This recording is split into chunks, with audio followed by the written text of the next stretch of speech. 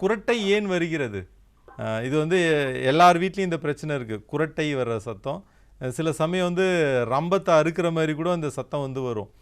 அதனால தான் இதை வந்து இந்த படம் போட்டிருக்காங்க. சரி, குரட்டை ஏன் வருது அப்படின்றது முன்னாடி மூச்சு எப்படி நடக்குது அப்படின்னு பார்ப்போம். நம்ம எப்படி சுவாசிக்கிறோம்?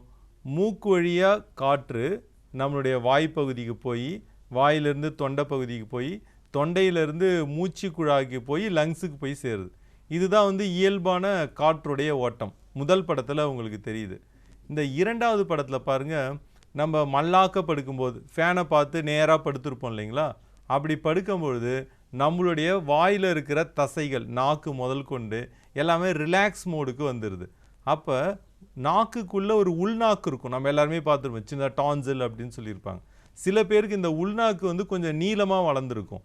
இது நம்ம படுத்துட்டு இருக்கும்போது எல்லாம் ரிலாக்ஸ் ஆகும்போது இது எல்லாமே வந்து தொண்டைக்குள்ளே குவிந்திருக்கும்.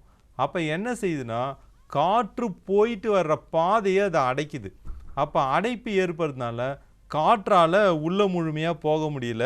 இப்போ இந்த இரண்டாவது படம் வந்து ரொம்ப அற்புதமான படம். ஏன் குரட்டை வருது நம்ம தெரிஞ்சுக்கிட்டோம்.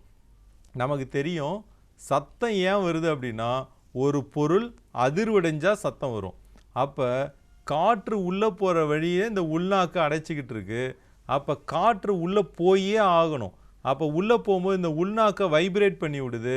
அப்போ இந்த உள்நாக்கு மேலேயும் கீழேயும் அசைவதனால தான் நமக்கு குரட்டைன்ற அந்த சத்தமே வந்து வருது.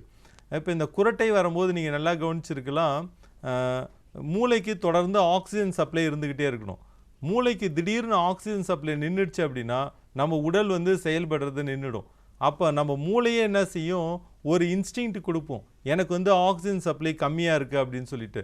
அப்போ நீங்கள் பார்க்கலாம், அந்த குரட்டை விட்டுட்டு இருக்கவங்க ரொம்ப டெப்த்தாக குரட்டை விடும்போது அவங்களே வந்து திரும்பி படுப்பாங்க, இல்லை அசைஞ்சு படுப்பாங்க. இந்த உணர்வை யார் கொடுக்குறா அப்படின்னா மூளை தான் வந்து கொடுக்குது. அப்போ இதுதான் வந்து குரட்டை வருவதற்கான முக்கிய காரணம்.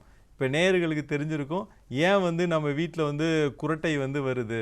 அப்போ குரட்டை வருவதற்கான காரணம் வந்து வைப்ரேஷன் தான். அந்த வைப்ரேஷன் வந்து நம்மளுடைய உள்நாக்கு, அந்த டான்சில் இருக்குது இல்லைங்களா, அதோடைய முன்பின் போயிட்டு வர்ற அந்த வைப்ரேஷனால் தான் நமக்கு வந்து இந்த குரட்டை வருகிறது என்பது.